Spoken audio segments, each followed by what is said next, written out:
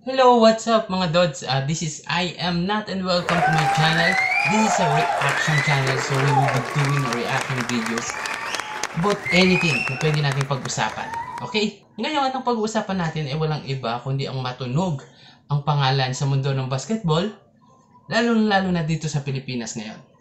Siya ay walang iba kundi si JJ Halterbrand. Yes, si JJ Halterbrand po ay dating PBA player na naglaro para sa kupunan ng Ginebra San Miguel. So bakit nga ba siya pinag-uusapan? Meron akong clip, no? Actually napanood ko na siya, pero para sa inyo, papanood ko sa inyo yung clip kung bakit, saan nga ba nagsimula itong mga hate comments na natatanggap ni JJ mula sa iba't ibang tao dito sa Pilipinas. Panoorin na natin, wag na natin patagalin yan. Ngayon guys, ito ang tanong ko sa inyo. Now, kung kunyari ngayon, naglalaro pa sila Eric Menk, Andy Siegel, Dennis Espino, Dorian Peña, Asi, Ali Pic. Yung tanong ko sa inyo, magkaka-8 MVPs ba si Junmar Fajardo? Hindi. Kasi ang bago niyo sagutin. So ayun, no, actually si JJ pala yung nagtanong. Kasi akala ko kasi nung umpisa si JJ yung sumagot sa tanong regarding sa MVP ni Junmar Fajardo nga. No? So ayan, napanood natin, no? Sabi ni JJ, if nagkataon sana, no, na naglalaro pa sa prime sila Ali Pic, sila Eric Menk, sila Asi Taulaba, Andy Siegel. Ayan. So basically, ang sinasabi ni JJ Halterbrand is, what if nagkasabay itong mga to, yung mga bigs na dominant bigs during their time sa era or sa generation ni Junmar Fajardo, magkakaroon pa rin kaya siya ng 8-time MVP. Ayan. So ayan yung dahilan kung bakit maraming nagagalit kay JJ Halterbrand. Kasi if you are a fan of San Miguel, if you are a fan of Junmar Fajardo, siguro ang maiisip mo, parang inggit, no? Inggit siya. Parang inggit si JJ Halterbrand. The way na sinabi niya yan, na sa tingin nyo, magkakaroon kaya siya ng 8-time MVP pa? Di ba? Ng 8 MVPs. Di ba? So, ayun, kung ako, fan ako ng San Miguel, ang unang isipin ko, hater si JJ or inggit siya kay Junmar Fajardo. But panoorin nyo yung full video, meron dyan sinasabi, may sinabi naman siya na nothing against Junmar. Ayan, and most of them naman ganun, no? Ilalagay ko sa description yung link ng full video na yan. So sana mapanood nyo, PBA Moto Club. Okay po. So pag-usapan natin ngayon, paano ba yan ang naging topic? Si JJ Halterbrand po is part ng PBA Moto Club. Ay, ang PBA Moto Club po is a channel wherein binubuo siya mostly ng mga dating PBA players. Hindi naman lahat, no? Meron naman diyang hindi PBA player na kasali pa rin nila. Okay? So, dati, ang vlog nga nila mga more on rides and basketball, playing basketball. But now, most of their vlogs na isa parang ano ba siya, podcast yon. So nag-uusap-usap lang sila, so more on debate ang ginagawa nila dito.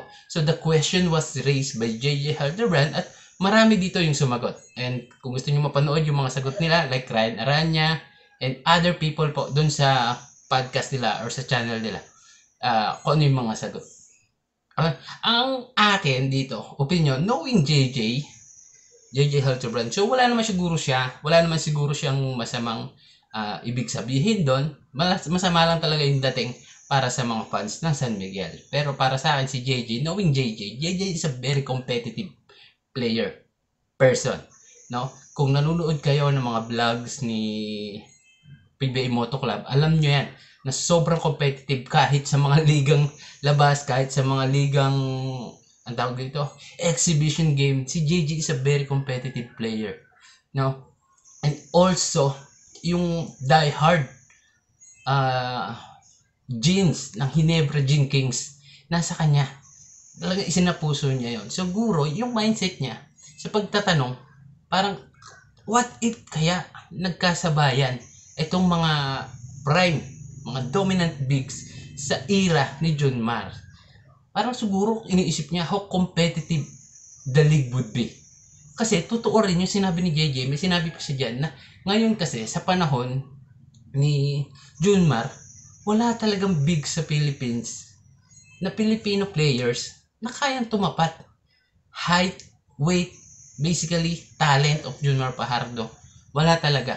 So, siguro, parang naiisip lang ni JJ yung possibility sana kung nagkataon lang. So, wala naman siguro siyang masamang ibig sabihin dito. So, huwag na natin i-hate si JJ.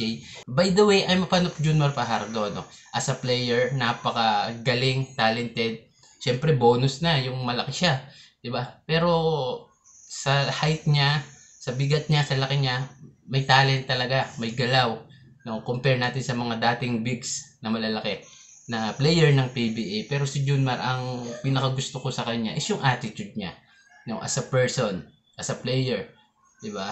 So, hindi ako hater ni Junmar, and hindi rin ako hater ni JJ. JJ is isa sa mga lagi ko napapanood during yung time niya sa PBA. So, sana magkaroon lang ng kalinawan yan. Actually, no, nag-message, alam ko may comment si si Junmar nag-comment na about this. Hindi ko lang sure, no, pero sinabi kasi yan nila Rico Meyerhofer dun sa isa nilang vlog na sabi ni Junmar ata na what if debate lang, so huwag kayong magalit. For debate lang naman. So, yun lang naman siguro intention ni JJ na magkaroon ng debate. Siyempre, yung podcast nila, yung topic nila. So, for me, wala naman siguro tayong dapat i-hate dito. No? Yun lang. So, that's it for today's video, guys. Thank you so much. So, hope you like the video. Please subscribe to my channel para magkaroon pa tayo ng mga iba pang conversation. And comment na rin kayo kung ano sa tingin nyo yung maganda natin pag-usapan para sa channel na to. So, ayan. Thank you so much po sa lahat. Goodbye!